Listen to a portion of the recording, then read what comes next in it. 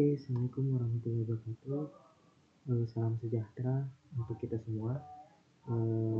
Sebelumnya selamat datang di video tutorial pengoperasian Flowchart untuk analisis kebutuhan dan penjadwalan irigasi tanaman kailan. Oke, sebelumnya perkenalkan, nama saya Muhammad Khairul Anam dengan NPM 2401100270001, program studi yaitu Teknik Pertanian, Fakultas Teknologi Industri Pertanian, dengan mata kuliah yaitu Perencanaan Sistem Irigasi.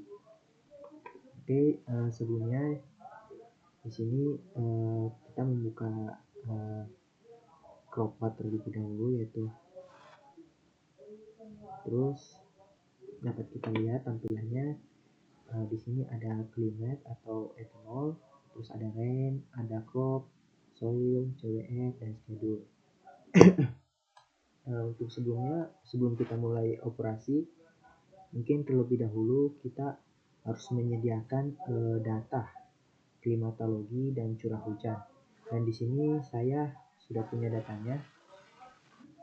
Di sini saya menggunakan data klimatologi untuk lokasinya sendiri, yaitu PK Universitas Padjadjaran. Di sini dapat kita lihat dimulai dari tahun 1996 sampai 2024. Terus kita lihat di sini ada Januari. Di bulan Januari ini ada jumlahnya itu yaitu minimum dan maksimum, dan ada juga rata-ratanya.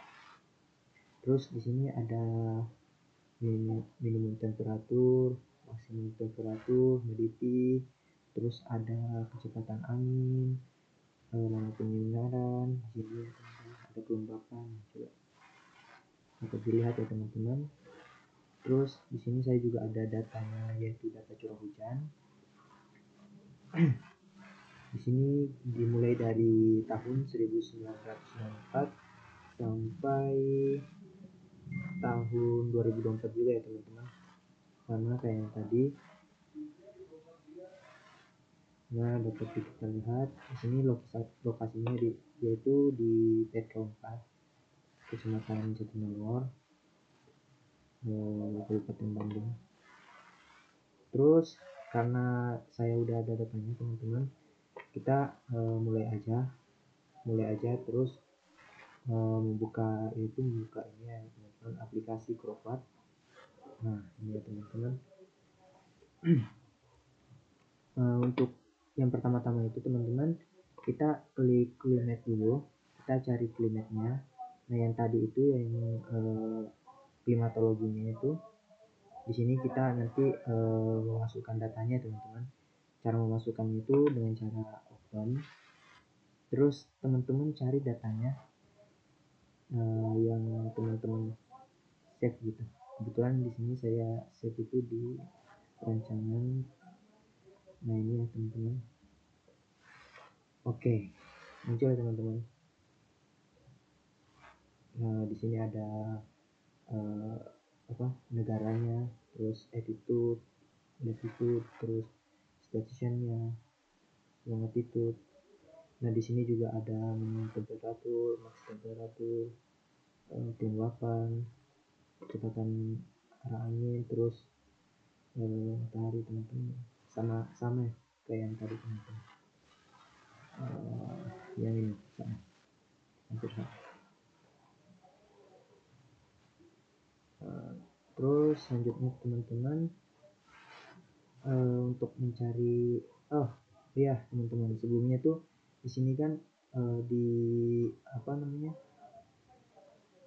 bentar ya teman-teman, di kecepatan anginnya biasanya tuh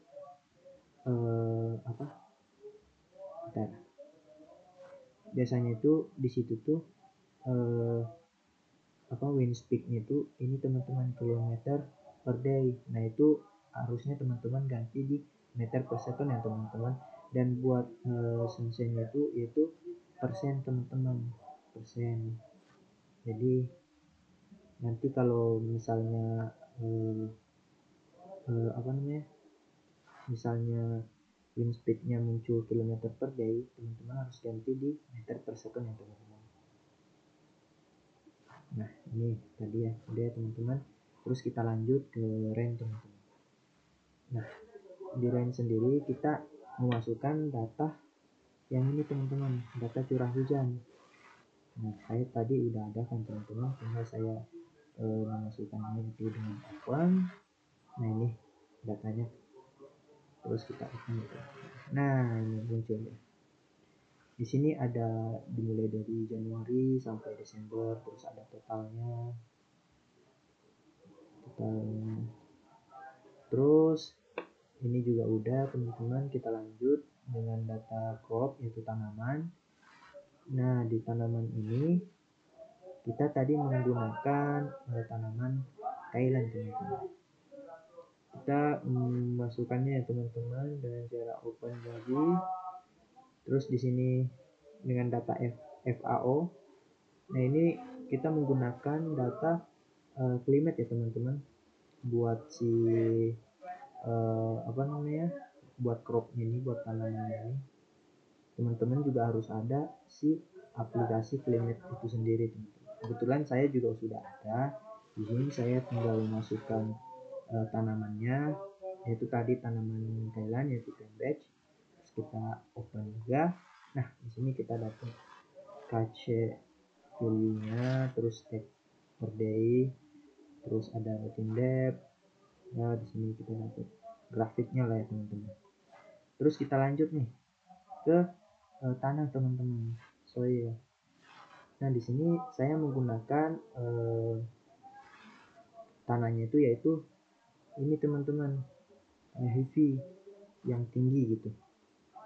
Nah, di sini juga ini datanya ini teman-teman harus punya climate-nya sendiri.